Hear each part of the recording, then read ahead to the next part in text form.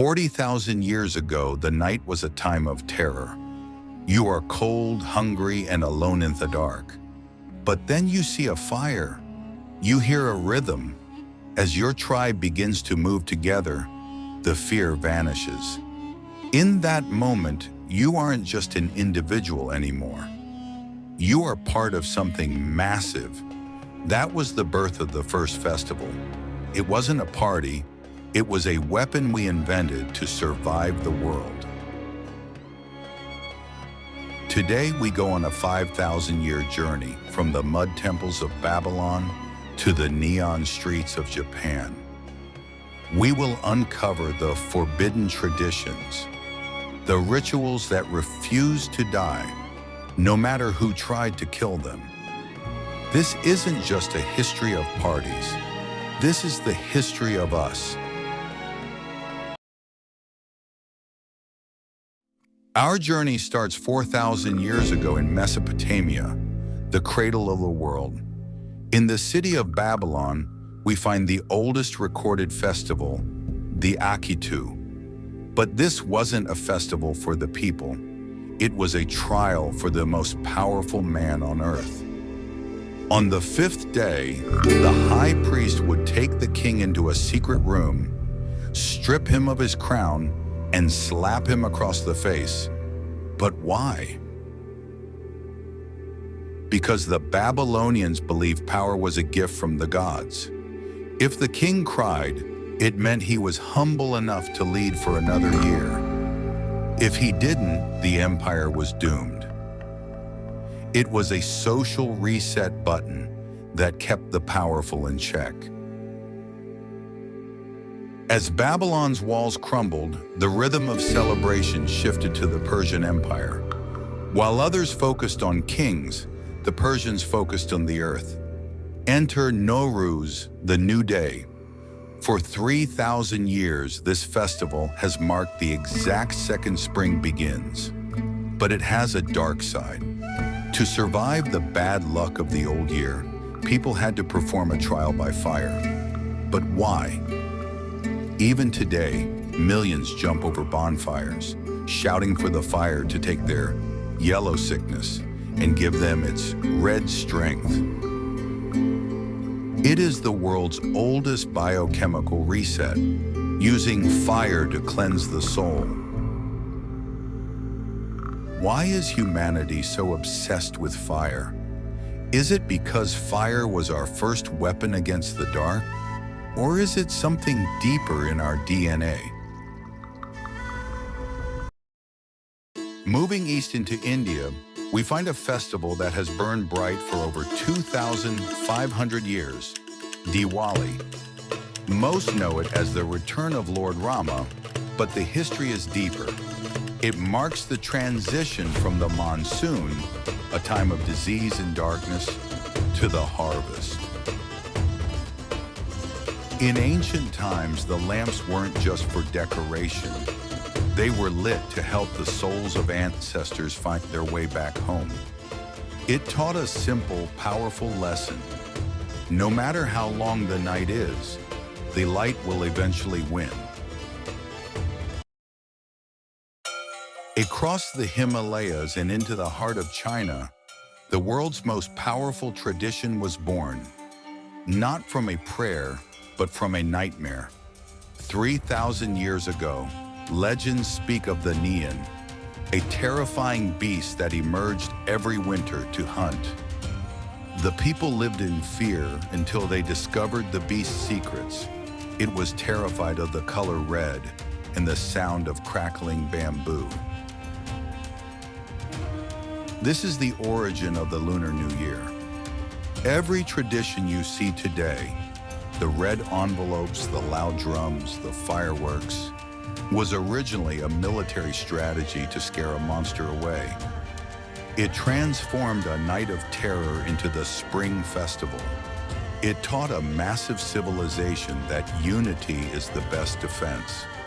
If the whole village makes noise together, the monster cannot win.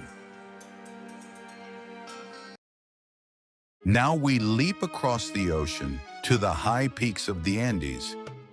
Here, the Inca Empire established the Inti Raymi, the Festival of the Sun. The Incas believed they were the children of the sun. During the winter solstice, they feared the sun was drifting too far away. They held a massive ritual to tie the sun to a sacred stone called the Intihuatana. When the Spanish conquered Peru, they saw this as devil worship and banned it for 400 years. But the Incas were clever. They hid their sun god symbols inside the gold frames of Christian statues. They didn't stop celebrating, they just went underground. In 1944, the forbidden sun finally rose again. It is the ultimate proof that you can kill a king, but you cannot kill a memory. We moved to Venice, Italy. While the East focused on gods and monsters, Europe created a festival to survive each other. In the 11th century, society was a prison. If you were born poor, you died poor. But for 2 weeks during Carnival, the laws were paused. Everyone wore a mask. A beggar could dress as a prince. A servant could mock a priest. The why? It was a pressure valve. The rulers allowed the chaos because they knew that if the people couldn't pretend to be powerful for a week, they would eventually start a real revolution. Fun fact, the famous long-nosed mask wasn't for fashion. It was used by doctors during the plague to hold herbs that filtered the air. It became a symbol of survival during the Black Death.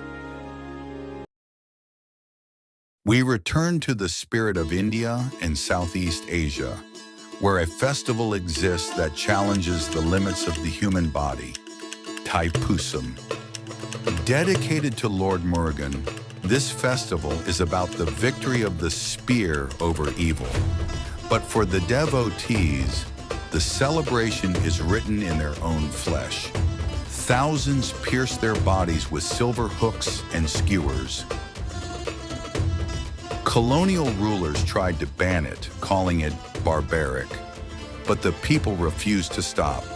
It is the festival of the ultimate vow. It proves that when a human mind is focused on devotion, it can literally switch off the sensation of pain. It is a festival that says, "My spirit is stronger than my skin."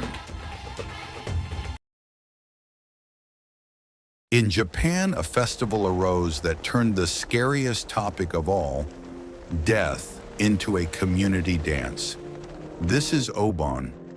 It began with a disciple who saw his mother suffering in the afterlife. Through offerings and dance, he saw her spirit released into peace. He was so happy that he danced in the streets. Today, millions of Japanese return to their hometowns to perform the Bonodori dance. They believe the veil between worlds thins in August, and their ancestors actually come home to join the party.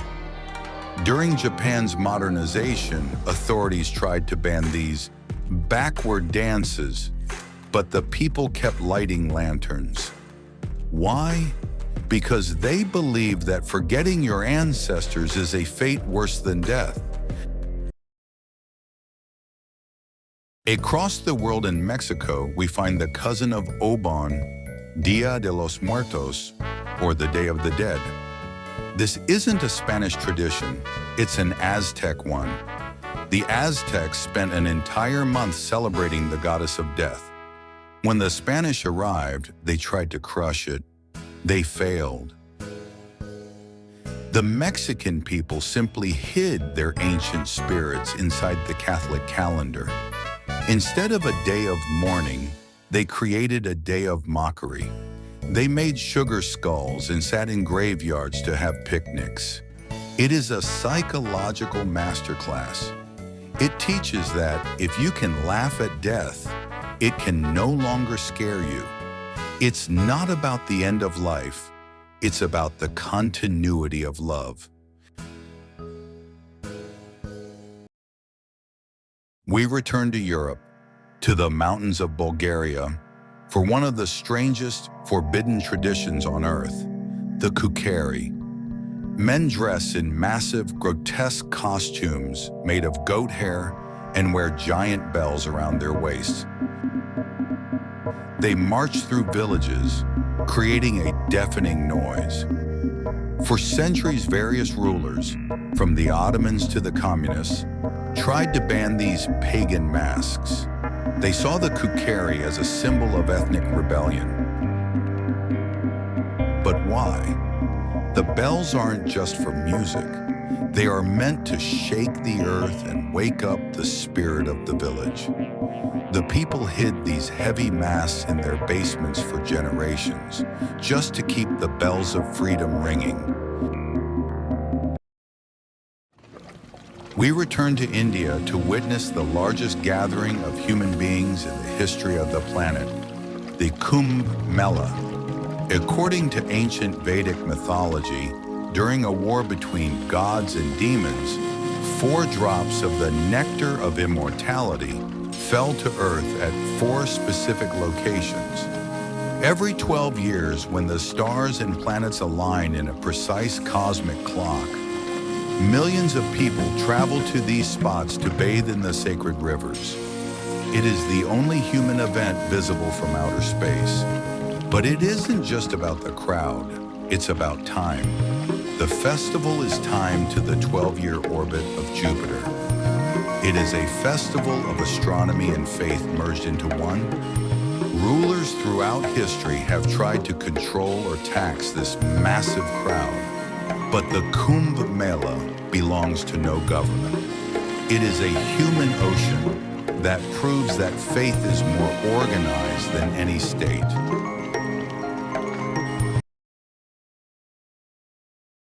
Deep in the highlands of Ethiopia, we find one of the oldest and most visually stunning Christian festivals on earth, Timkat. This is the celebration of the Epiphany, but it looks like nothing else in the world.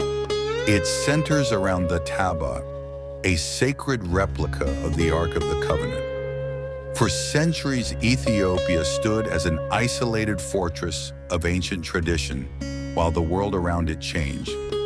During the Timkat, priests in glowing, colorful robes lead massive processions to the water. This is a festival of rebirth. Thousands of people jump into the water at once to renew their baptism. It is a reminder that water is the great equalizer. In the eyes of the river, there is no rich or poor, only the washed.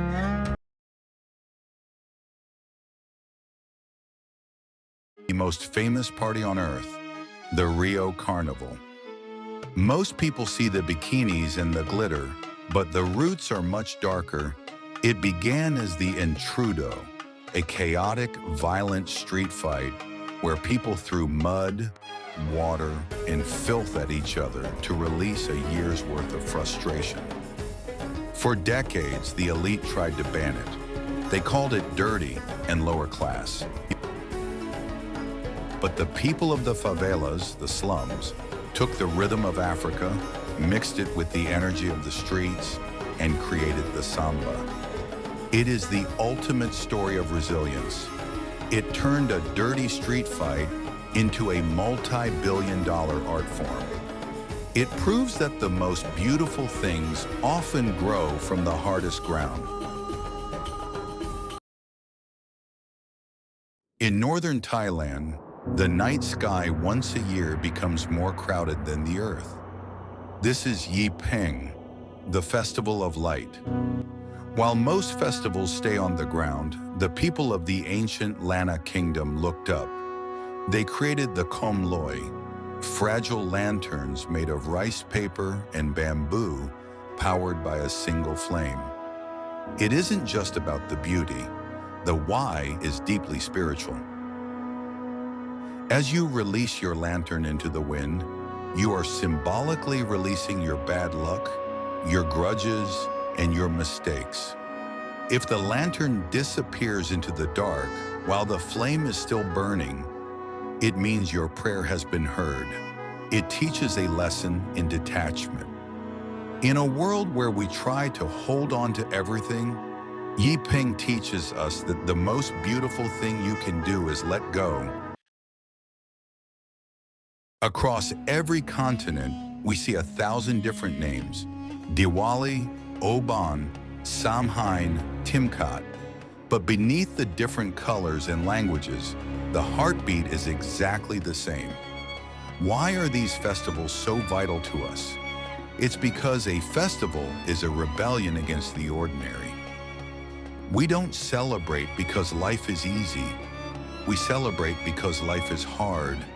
And these rituals are the glue that keeps our souls from breaking under the pressure of the world. They remind us that we aren't just workers or citizens. We are part of a 40,000-year-old story of light, hope, and survival. The world is a vast, beautiful mosaic of traditions, and the few we've seen today are just the beginning. Now, I want to hear from you. What is the festival that defines your home? What is the one tradition you would never let die? Comment the name of your favorite festival below and tell us why it matters to you. Let's keep the fire burning.